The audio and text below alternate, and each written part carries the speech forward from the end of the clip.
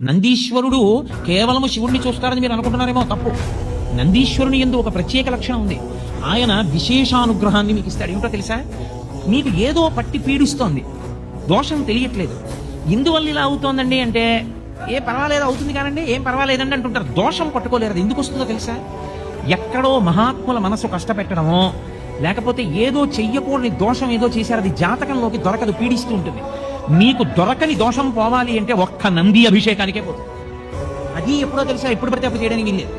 త్రయోదశి నాటి సాయంకాలం శివాలయంలో శివలింగానికి పొద్దున్న అభిషేకం అయిపోతుంది కాబట్టి అలంకారం చేసేసి రుద్రాధ్యాయంతో నందీశ్వరుడికి అభిషేకం చేస్తారు.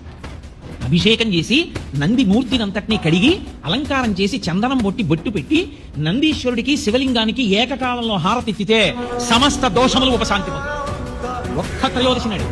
ఇక ఇంకొక రోజు లేదు. దోష నివారణార్థం చేసేటటువంటి అభిషేకం నందీశ్వరుడు